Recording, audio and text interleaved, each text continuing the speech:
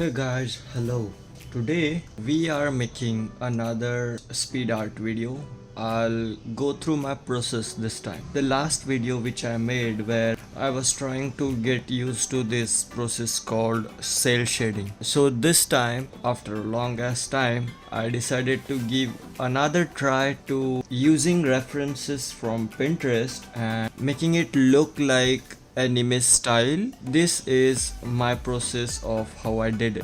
Yes, and I definitely faced some issues with making the final art piece look like anime-ish, but it didn't came out that much. But I'm still little bit happy with my end results. It really better than my previous tries. What I did is I took a random reference from Pinterest and I got this amazing photo with cool lighting. It is very dynamic and I thought maybe I would go around seeing the flow, hair, angle of face and the angle of body.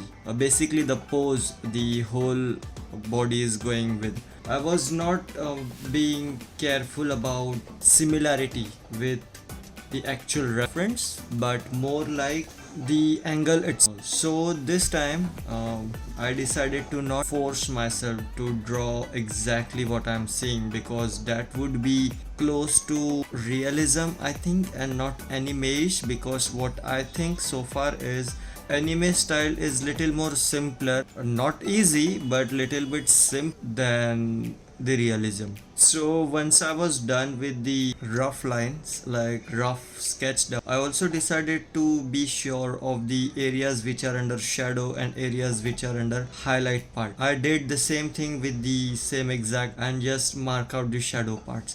It looked a little bit ugly at the beginning, but like stick with me because it came out fairly good down the line, because that helped me while I was coloring. And the next stage was basically doing the line art. As you can see, the reference image is already available in the left corner of the screen and the sketch is there in the right corner. I'm using Photoshop.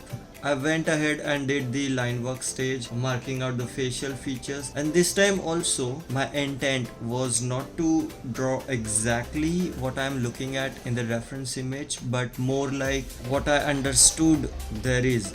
This is a little bit hard to understand, but even I'm not at the point where I can explain it right. Me saying that okay, there are eyes and I think that is how eyes are supposed to be in its simplest form, and then same goes for the flow of hair. So I just mark out the flow, and to be honest, I kind of like this rough style also, and the presentation it's really coming out good for now, and I'm just trusting the process. And the other one was her clothes. What I understood is like she's definitely wearing top, and I'm trying to just understand like how that top is like covering the body, and I'm just doing my interpretation of what it is. Then I'm just repeating the process. I'm just marking out the final boundaries of every element. Not smooth line at all because I'm not using a stabilizer, as you can see in this Photoshop icon.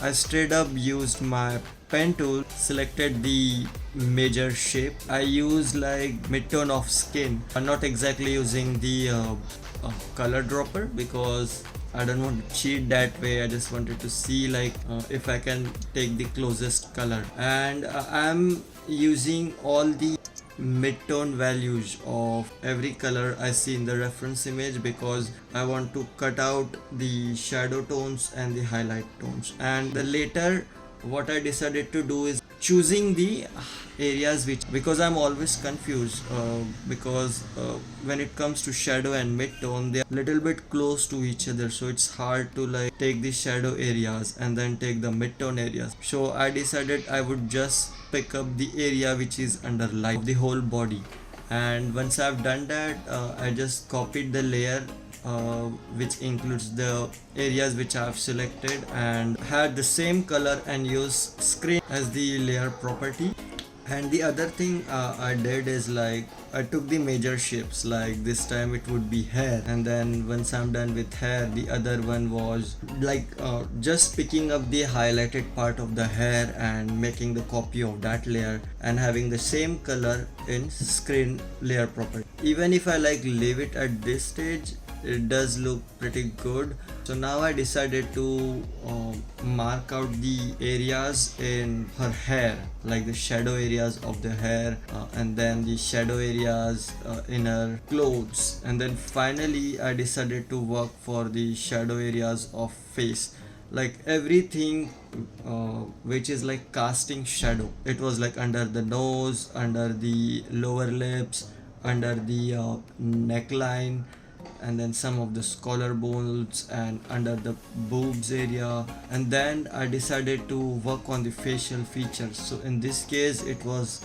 her eyebrows, her eyes basically, and the nose, and then iris, and then all those parts of the eyes itself. At this stage also I've decided to like give up on the line work because I'm like little happy with how the results come when I'm simply using the lasso tool to like use the line work as a reference and just lasso it out.